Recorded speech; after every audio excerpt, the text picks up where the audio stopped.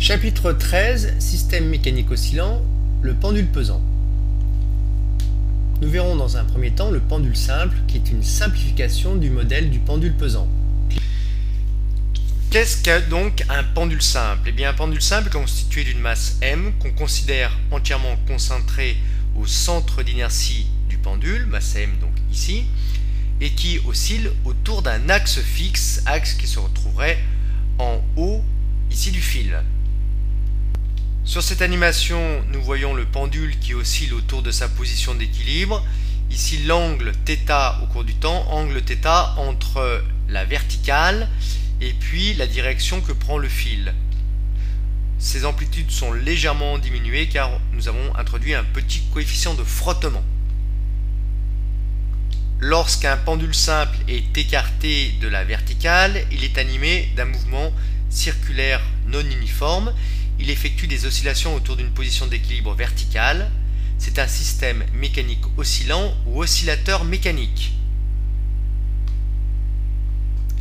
Sur cette animation, nous pouvons voir que la vitesse v du pendule n'est pas constante. Elle est effectivement minimum quand le pendule est tout en haut de sa trajectoire et elle passe par un maximum au moment où le pendule passe par sa position d'équilibre.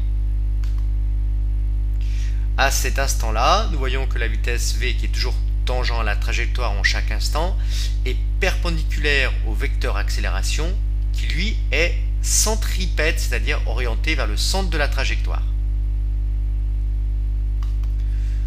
Oscillateur mécanique, tout système mécanique qui effectue un mouvement de va-et-vient de part et d'autre d'une position d'équilibre est appelé oscillateur mécanique. Une oscillation est un aller-retour autour de sa position d'équilibre. Oscillateur mécanique périodique. Lorsque les oscillations se reproduisent à intervalles de temps fixes, l'oscillateur mécanique est alors dit périodique. La période t d'un phénomène périodique est la plus petite durée au bout de laquelle ce phénomène se répète identique à lui-même. L'unité est la seconde. La fréquence d'un oscillateur périodique correspond au nombre d'oscillations effectuées par seconde.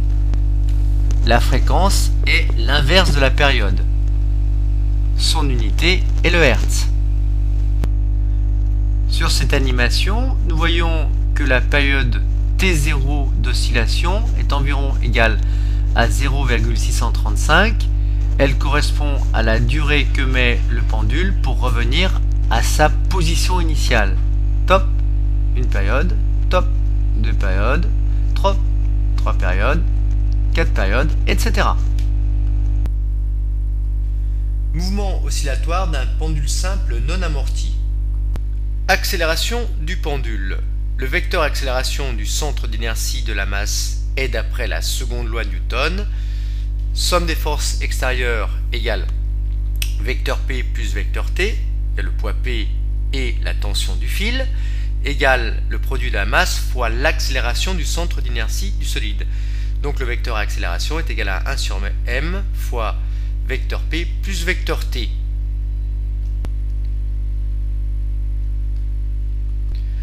Sur cette animation, nous voyons que le vecteur T n'est pas constant, alors que le vecteur P, lui, est constant. Donc cette somme est forcément non constante, ce qui fait que le produit m fois le vecteur accélération n'est pas constant. Certaines positions sont intéressantes, comme la position à l'état d'équilibre. Lorsque le solide passe par sa position d'équilibre, le vecteur t et le vecteur p ont même direction, donc le produit de la masse fois l'accélération est dans la direction du fil, elle est à ce moment-là centripète, orientée vers le centre. Isochronisme des petites oscillations. Cliquons sur l'animation pendule simple sur différentes planètes. Dans un premier temps, l'amplitude initiale est de 10 degrés. La période vaut 1,70 secondes. Voyons ce qui se passe quand on augmente l'amplitude. Eh bien, on voit que cette période t, maintenant, vaut 1,73 secondes dans cette approximation, ce modèle mathématique, ou 1,73 secondes dans cet autre modèle mathématique. Donc la période de t augmente légèrement avec l'amplitude initiale. Je prends maintenant une amplitude relativement importante, et bien la période t s'éloigne de la période t0 d'une façon assez significative. Conclusion, si l'amplitude initiale est relativement faible, eh bien la période t est proche de t0 qui vaut 2π fois racine de L sur G.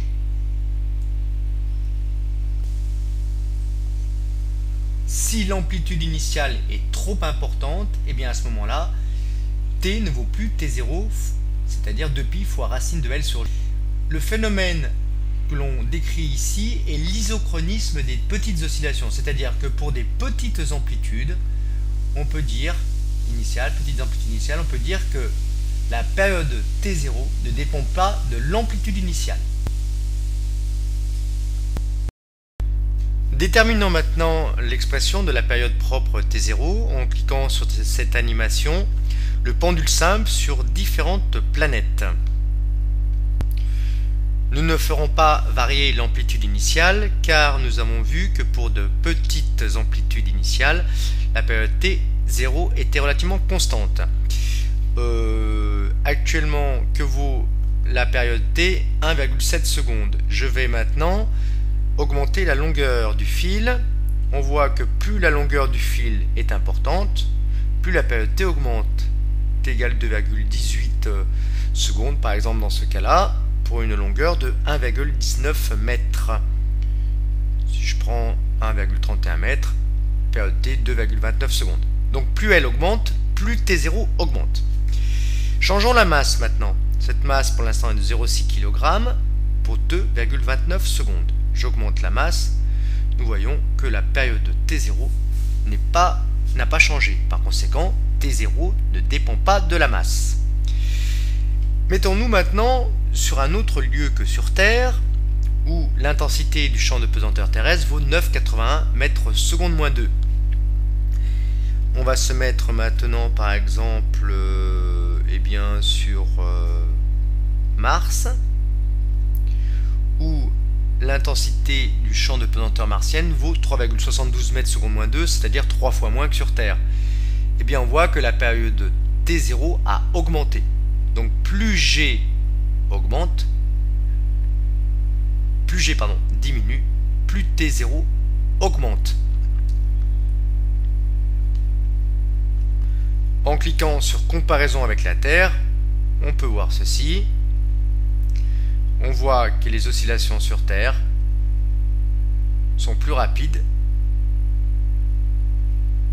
que sur Mars.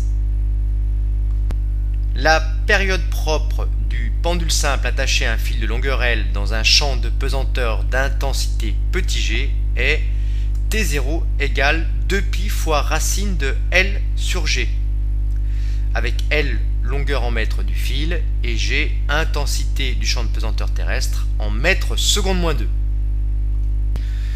Grand 3, pendule simple amorti, le régime pseudo-périodique. Cliquons sur l'animation pour voir quelles sont les caractéristiques d'un régime pseudo-périodique. L'angle initial est de 30 degrés et nous avons pu faire varier ici le coefficient de frottement. Nous observons que les oscillations ont une amplitude qui diminue au cours du temps à cause des frottements.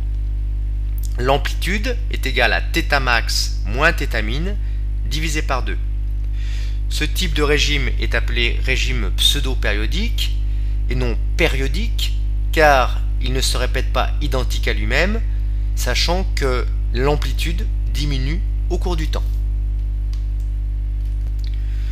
Pour un amortissement faible, l'amplitude diminue à chaque aller-retour, les oscillations du pendule sont amorties. On parle de régime pseudo-périodique, de pseudo-période t peu différent de t0. Le phénomène n'est pas périodique car il ne se répète pas identique à lui-même au cours du temps. L'amplitude θm diminue. Petit 2, régime apériodique, sans pseudo-période. En augmentant encore les frottements, le pendule revient à sa position d'équilibre sans oscillation. Le mouvement est alors apériodique. Sur ce graphe, nous voyons que θ varie de la valeur θ max à θ égale 0 sans faire d'oscillation autour de la position d'équilibre.